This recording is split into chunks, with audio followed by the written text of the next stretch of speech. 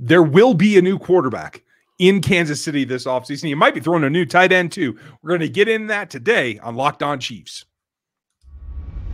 From the land of the free and the home of the Chiefs, this is the Locked On Chiefs podcast. You were trying to freak people out. Glad you're back. Well, Chiefs fans understand where I'm going. Thank you for being here. Welcome to Locked On Chiefs. We're part of the Locked On Network, your team every day on every platform for free, whether it's on the audio or here on the YouTube. That's like, sub, and hit the bell. That's the order you do those things in. Thanks for always making us your first listen of the day, and please check out the Locked On NFL Draft Show or another Locked On show for your second one. I'm Ryan Tracy, the founder of Rogue Analytics and Performance Consulting, as well as RGR Football, and you can check out those. And this is going to be a fun one, isn't it? It is going to be a fun one. I'm Chris Clark. You can find me on Locked On Chiefs on the Twitter hemisphere. I'm usually going to be the one that's tweeting from there. I'm also on Chiefs Corner. Just started that website. It's on Substack. Check it out. Going to be diving into the cap, stats, analytics, and a whole bunch of different things regarding the Kansas City Chiefs. Now, I know the intro was fun. I had to spice it up somehow because we all kind of know what's going to happen. But we're doing position reviews today, folks. We're doing the quarterbacks and tight ends together because, those guys go like peanut butter and jelly, and that perfectly makes sense. And no, I'm not talking about Patrick Mahomes. He's not going anywhere. You're not ousting the quarterback. But there is a question there about what the future looks like behind him to help him in the room to be the backup. Yeah, right now, Chad Henne is not under contract for 2022. And you have to wonder, let's see, he made almost $3 million, it looks like, guaranteed, $3.5 million in 2021. So right. You would have to think that that's possible he's not going to be back just based on cost. It is a pretty healthy spend on the backup quarterback position. It's not the most. I do believe they paid a couple of times. They paid their veteran backups to be the steadying guide. Good money, and I think that's perfectly fine. And I apologize, I was incorrect. His cap number is 1.625 in 2021, so not near as big of a cap hit as I thought. I still think that it's possible he's not going to be back. I mean, he's 36. He was 36 in 2021, so he's going to be 37. They protected Shane Bichelle quite a few times actually on the practice squad, and then they actually brought him up to the active roster to make sure that nobody could take him. So I do think that that's maybe something that they're looking at going with in 2022. You never know. It certainly could be. It's one of those deals that I think at the end of the day, what do you need? You need somebody to support Patrick. That is the backup's job. You do have to be able to go in and play a few snaps, as Chad Henne has proven. So the question becomes, do you try to get Chad back on a short deal? I think, assuming he wants to come back. Yeah, I would think that you have to. A chance at another ring, it just makes too much sense, right? You're not going to go somewhere else, I don't think, and have any bigger role at Chad Henne's age. Right. I think that the ship has sailed on Matt Moore. I don't know if you agree or not. No, I do agree. I'm just saying, it's going to be a question whether or not Henne wants to continue playing. I'm not saying he's going to look elsewhere. I think that, at 37 years old, maybe he's decided he's done. I mean, I don't know. I mean, I have no insight into that at all whatsoever. It just wouldn't shock me if he wants to retire, considering he's made enough money in his career. Maybe that's what he wants to do. But of course, if he comes back this season, yeah, he's going to have to do the things that he did again this past season. But more than likely, he's not going to play. Mahomes stayed and played every single snap of this year. Meaningful snap. That goes a long way. And let's hope that it stays that way, without a doubt. Yeah. So it becomes a question, though, of you still have to have somebody viable. I don't know that Shane Bichelle is ready to be the backup. Are you?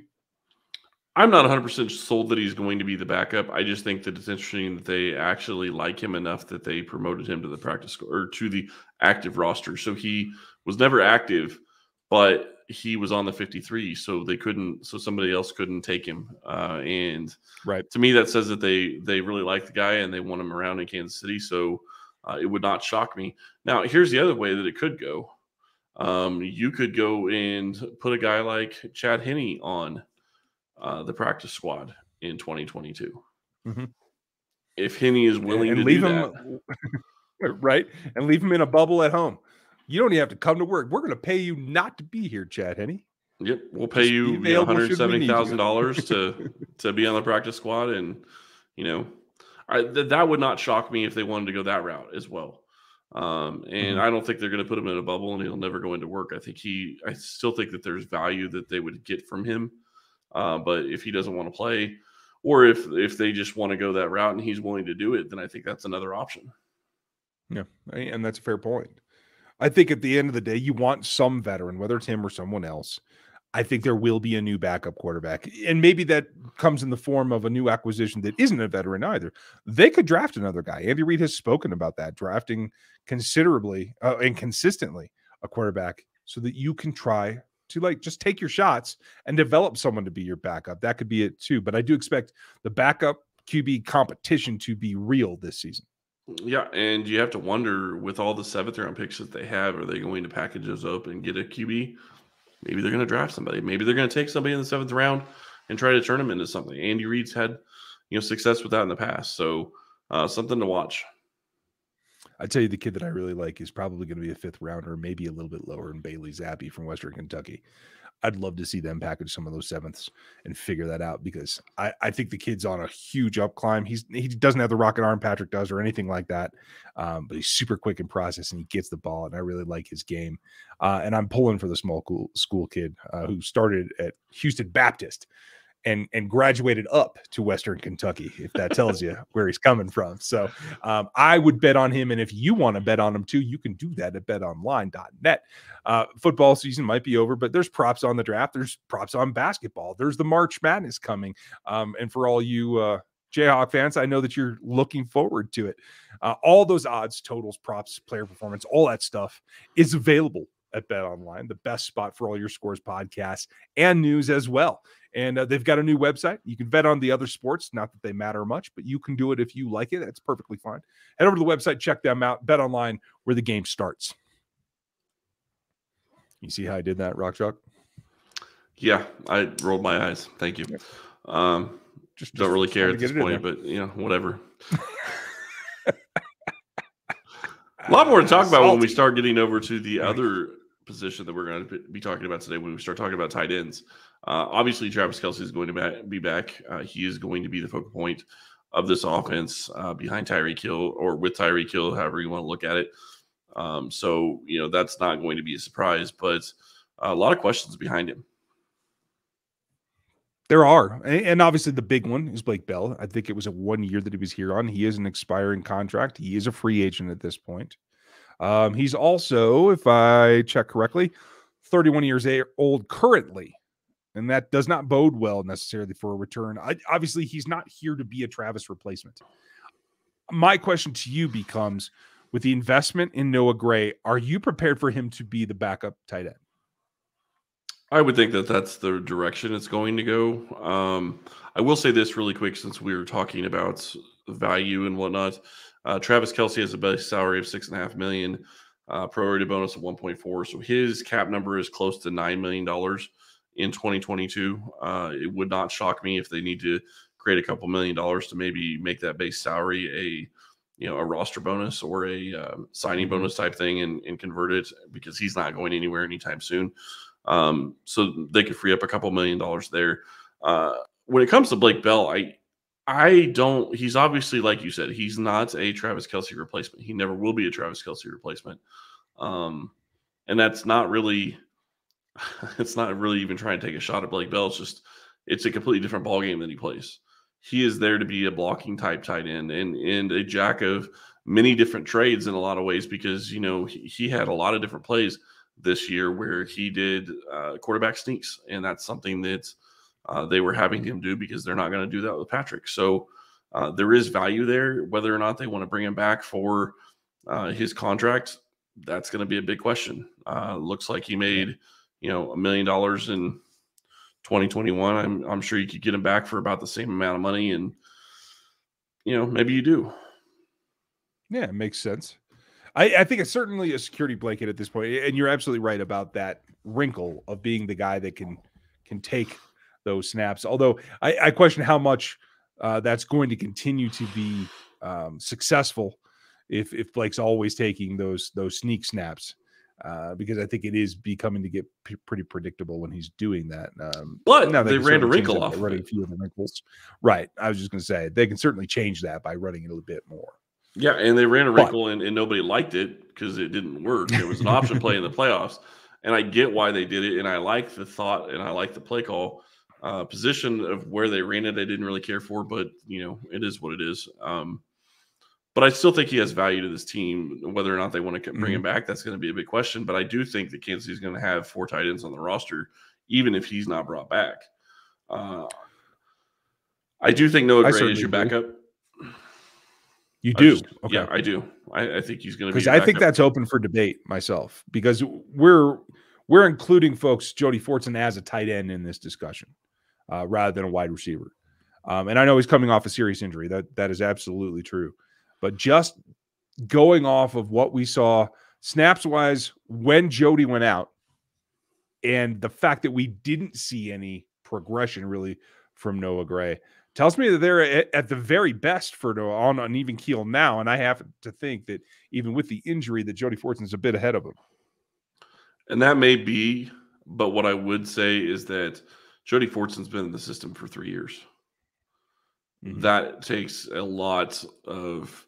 He's got the preparation. He knew where to be. He knew all this different stuff. Noah Gray is coming from a program in Duke that was not a very good football team. And going to the pro level, it's a completely different ballgame.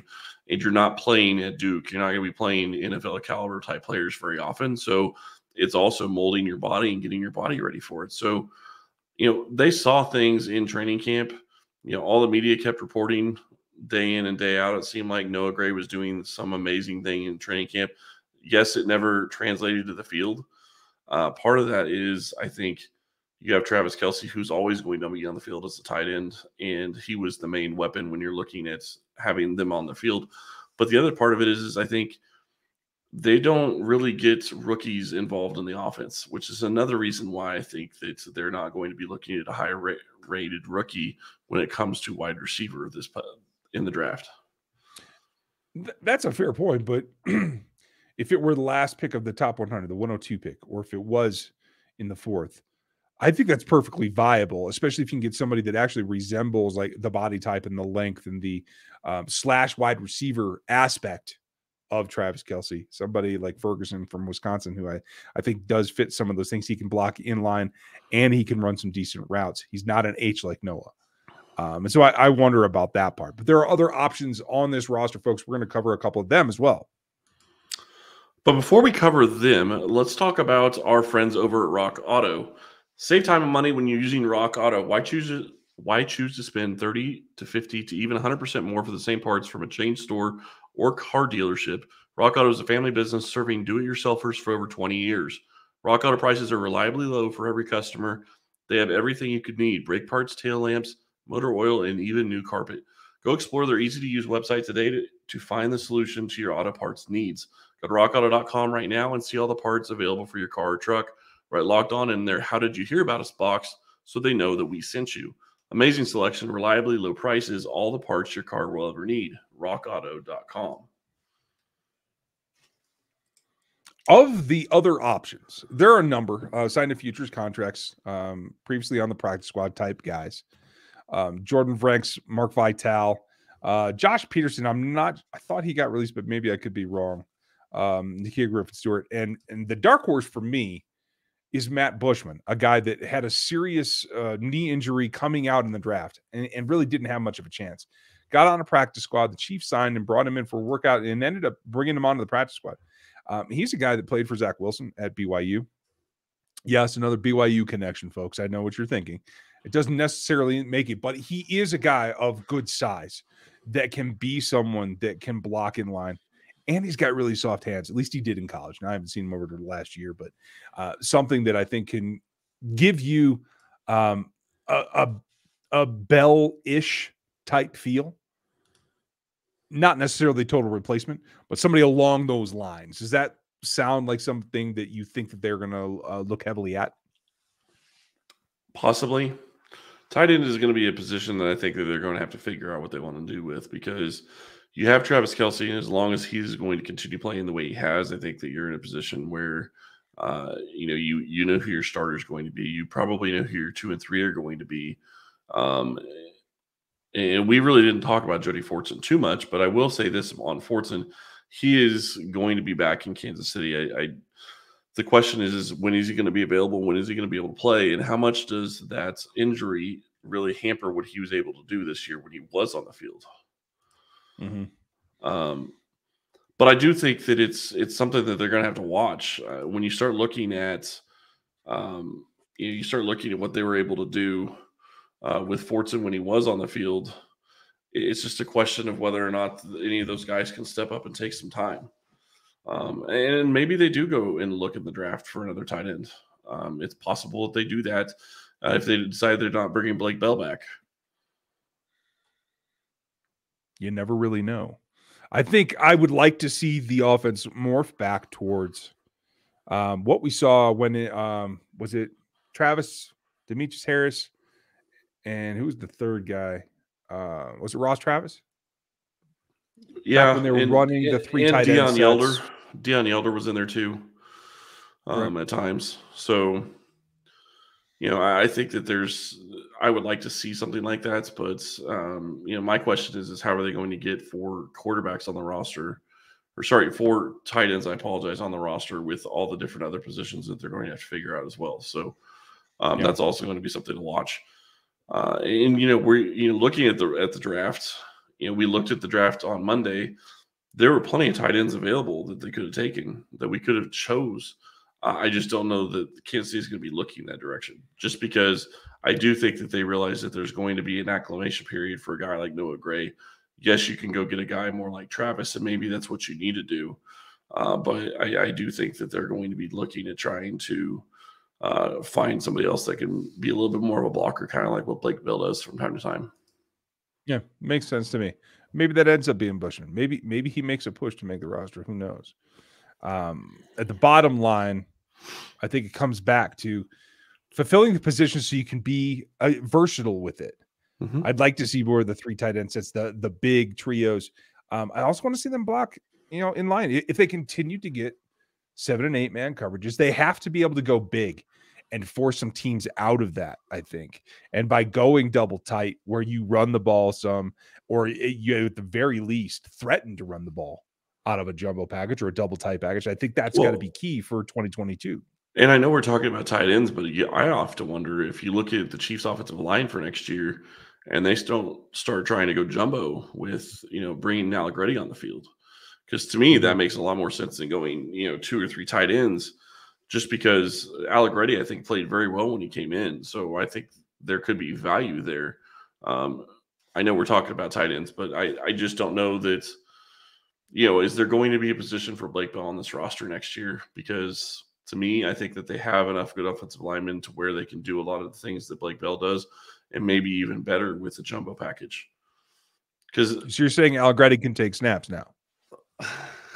No, I'm saying... Is that what you're telling me? No, I'm not saying that, because that is not the same thing. What I am saying is that Allegretti can go in and be a better blocker than Blake Bell was, because Blake Bell has never really been a guy that's going to catch many passes. I don't really think that NFL teams look at him as a threat to catch the ball. So when you're putting him in there, you're basically putting in a 6th offensive lineman anyway, for the most part. And for the record, folks, I am in favor of Allegretti taking those sneak I'm snaps. Sure you would.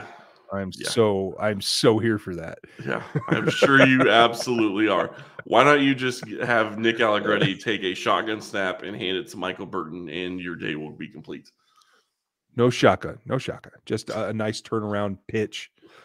Get Burton to the edge. It's all over. That's what I'm saying. And I do expect Burton back, folks. I don't know that we'll run down the fullback, since there is a fullback in Kansas City, but I do expect him to be back in Kansas City. Yeah, and I don't think there's any really need to run down fullback. I do expect him back, and I expect him back on maybe one of those 1-year contracts where he is just signing a 1-year deal, but it doesn't count for the full price of the cap because he's a veteran minimum. So I expect him back in 2022.